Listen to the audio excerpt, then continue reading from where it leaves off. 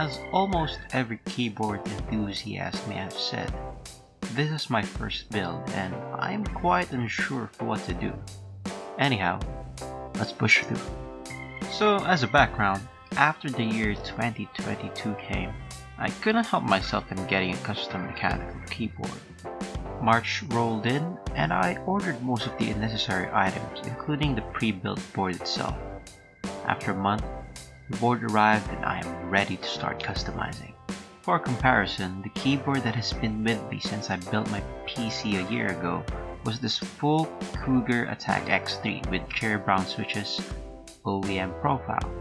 I'm still gonna be using this one way or another since it has been very useful. So let's get into it and lay down the materials. Let's start with the star of the show, the 2022 Epomaker TH80. The box is quite dented, but surely that isn't Epomaker's fault. It is a 75% hot swappable mechanical keyboard.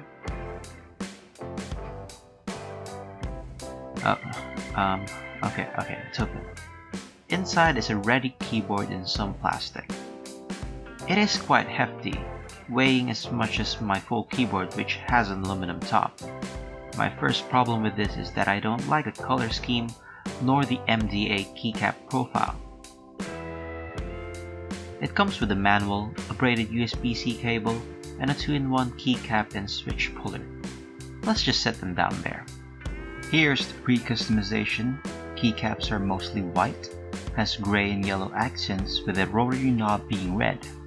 At the back we have two level stands, slot for the 2.4 GHz dongle, and white rubber feet. I appreciate the somehow deep placement of the USB-C port too. There aren't much imperfections with the corners and paint job. Now, before the sound test, it does come with pre-lubed switches and stabilizers. I ordered for the Gateron Pro Blacks since it has an actuation force closer to a cherry brown.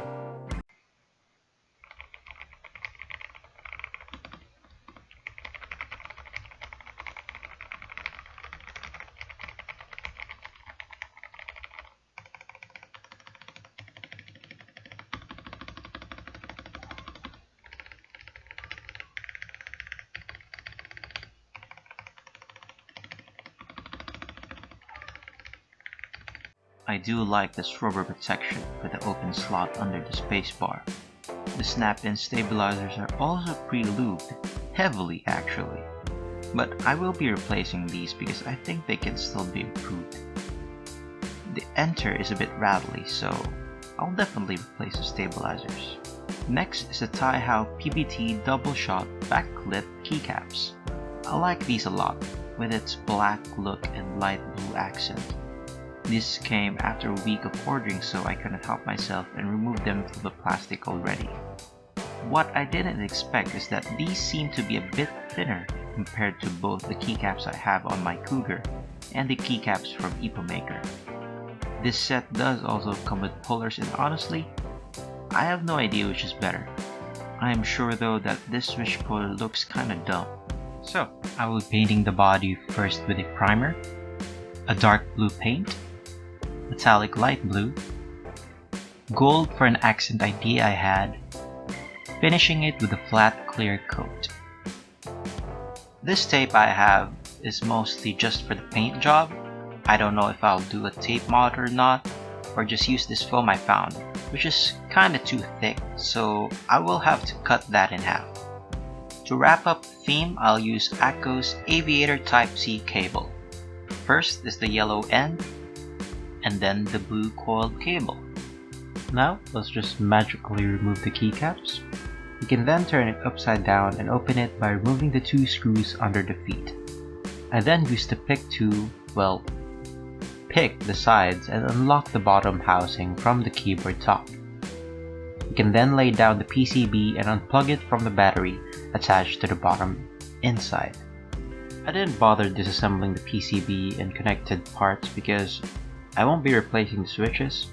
There's a foam between the PCB and bottom housing, but since it's too thin, I'll be replacing it. Cue the montage of putting cut-up foams inside the bottom housing.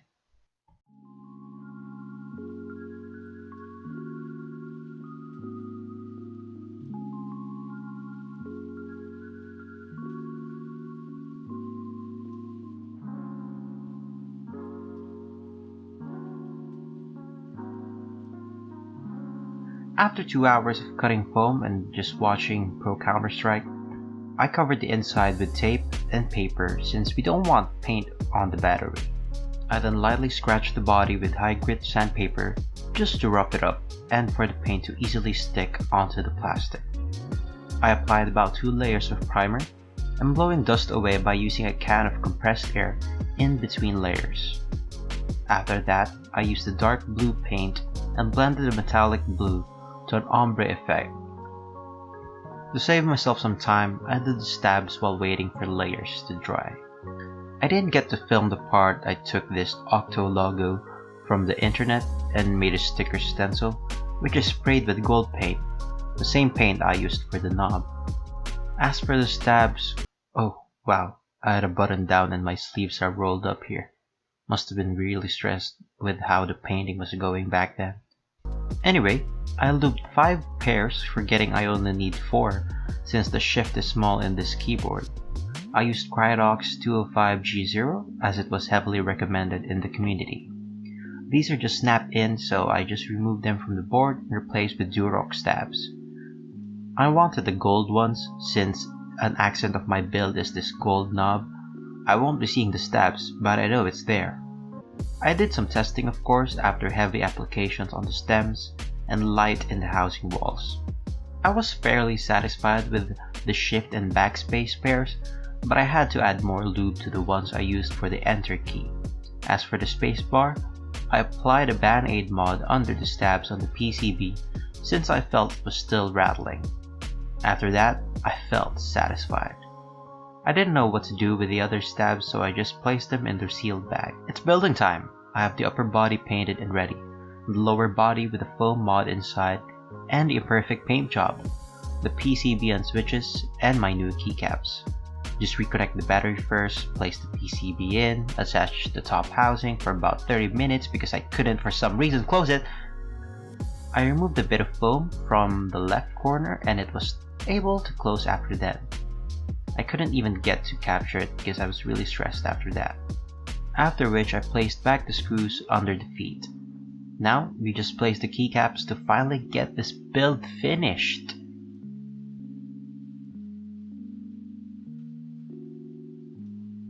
I will also be honest that I forgot that the Windows key is sometimes disabled as a gaming feature.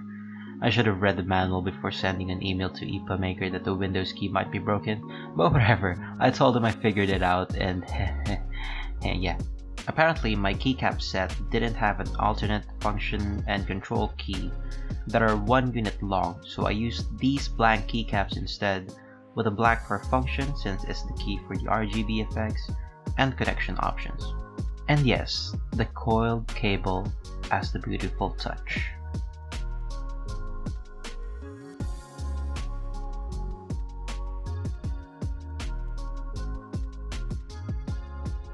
Without further ado, sound test of my Epomaker TH80 with foam mod below the PCB, factory lube Gatoron Pro Black switches, hand lube Durock snap-in stabilizers, Band-Aid modded spacebar stabs, spray painted body and rotary knob with Taihao black and blue PBT keycaps. Enjoy!